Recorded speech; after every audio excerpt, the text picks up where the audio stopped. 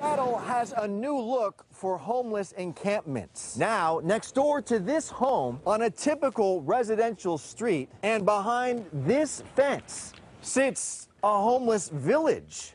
For weeks now, a lot of concerned residents have reached out to me. They say they just simply do not feel safe. They feel that the laws are not being enforced when it comes to unauthorized encampments and homeless people committing crimes. So within the encampment, they're allowed to be active users. So when they're screened to go in there, a lot of shelters in Seattle have requirements that you cannot actively use if you're going to live within this shelter. So they can be active users. They're also given needles for free, but they're not allowed to use the needles within the encampment. And so they go out into our neighborhood and leave needles everywhere. What are your thoughts on the idea of handing out, clean needles, I guess? So I'm against it. One, you can't actually monitor if they're using those needles only once. They could also be sharing them. And I don't condone drug use because I think it leads to long-term consequences. You have organ failure, you have mental illness, and the longer someone is on drugs, the more likely they are to develop that mental illness. And so there's no sense of urgency to treat the problem. And with that comes a whole host of other issues, both to the person themselves and to the people within the community. Now it's a daily part of living in my neighborhood where anything can get stolen. So where are the police with respect to this? Because it seems like a free-for-all, essentially.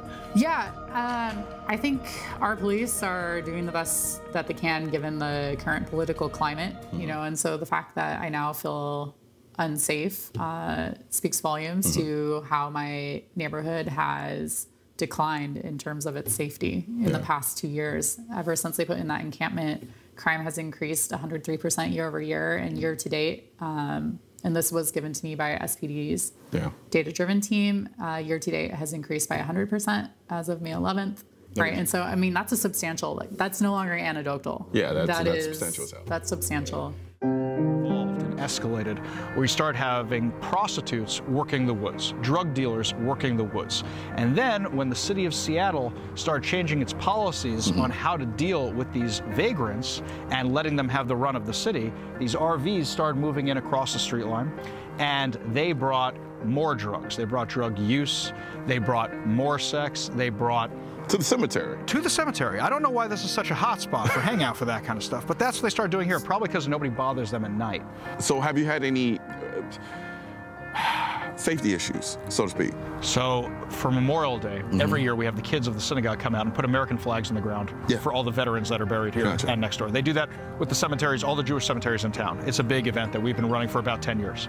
And what happened was we were concerned about the kids' safety because the event is in the evening time when they're done with school. Gotcha. So we got a few former Israeli soldiers to come out to the cemetery to guard the kids. It's a good thing they were here because some prostitutes showed up and tried to get in while the event was going on. But seriously? Oh yeah. Wow. What's amazing to me is that the media across the board says this is intolerable, this is awful, this shouldn't be happening, and they've all covered it. Every network, every TV station has all covered it. But the city officials, they haven't done anything. For years, Beaker Holim Cemetery, the Seattle Historic Sephardic Cemetery, and Evergreen Washelli across the street have been dealing with cleaning up tons of trash, needles, even human waste left on cemetery grounds, even on headstones.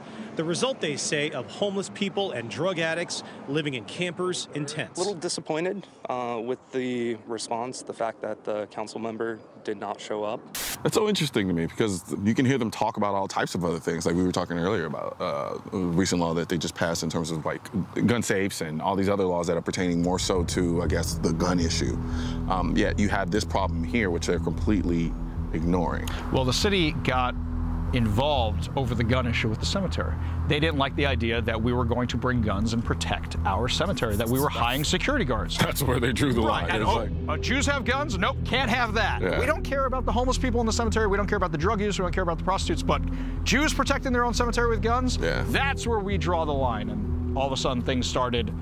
Which is ironic because this is an open carry state. Exactly. Right? Yeah. And they have, it's funny to me because, I made this argument before, the idea of the Second Amendment and being able to own and carry a firearm is essentially symbolic of self-reliance. And here you have a place that's sacred to you and your community, and you decided to take it upon yourself within the law to defend that sacred ground with firearms, but yet the people who are supposed to be in charge and to reinforce those said laws that allow you to do that come here to prevent you from doing it. Well, I feel bad because the cops have gotten a bad rap. They want to do their jobs. Gotcha. Some of them actually take their breaks right outside the cemetery and hang out here just to be a deterrent to the people. Gotcha. It's not them, it's the elected officials who are stopping them from doing their jobs. People like Kashama Sawant demonize the cops on a regular basis, and it's not fair to them because they want to do their jobs, and the city's doing everything in their power to stop them from doing their jobs. So what were some of the policy changes that Seattle took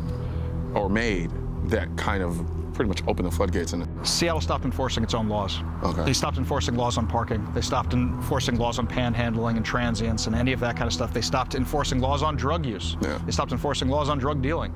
And unfortunately, the police have been given a kind of hands-off order on the homeless. By that, it means they're going to be punished or investigated if they're dealing with the homeless by city officials. They've been demonized by the city.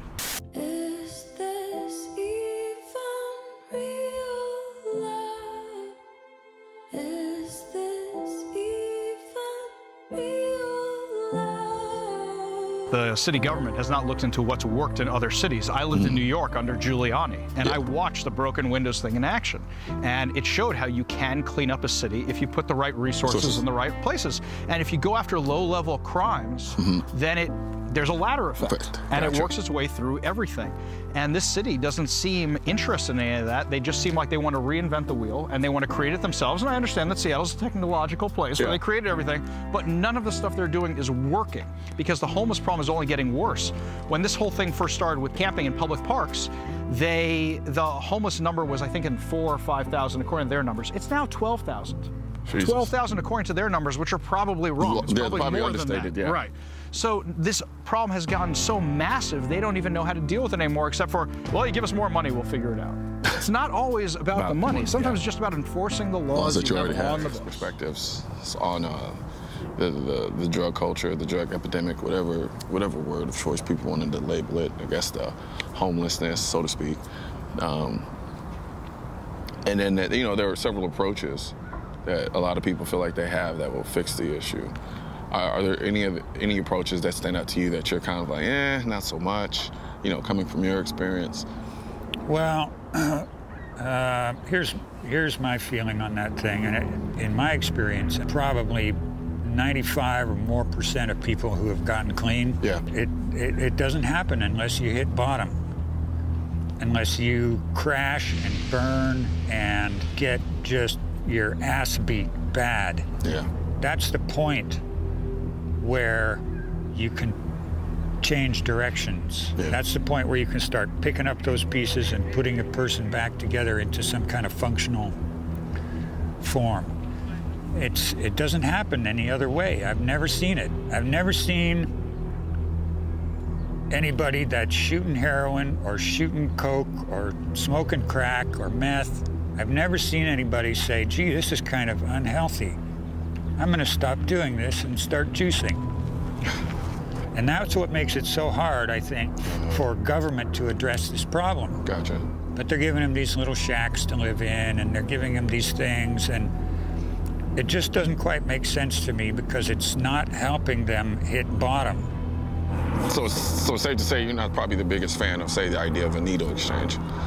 Well, yeah, if it's an exchange. Gotcha. Right? But the needle exchange used to be you'd bring in 2 needles, used ones, and they'd give you 2 new ones. Bring in 10, you'd get 10. Bring a grocery bag full, like I used to do, they'd give you a grocery bag full. Now, they don't require the drug addicts to bring their needles back. So, that's why they're all over the city. Oh man, it's pitiful. There's absolutely no excuse why a kid should have to worry about going to a park and be concerned with being stabbed by a needle that's thrown in the grass. That's a problem for me. And so it begs the question, do the representatives and politicians really care, or are they grandstanding to demonstrate how progressive they are? But then progress to what? Progress to hell? And I think that's I think that's the problem that I'm seeing in Seattle in terms of ideological mindset, is this idea of placing the ideal above the actual issues. But the road to hell was paved with good intentions. And right now, from what I saw, there's a very, very big part of Seattle that's definitely a road paved to hell. The fact that they have to sweep up needles in the streets in the morning before everybody else wakes up and starts their day, that's not progressive. That's destructive. That's a problem. I'm not okay with that. And apparently there's a ton of other people who live in the city who aren't either.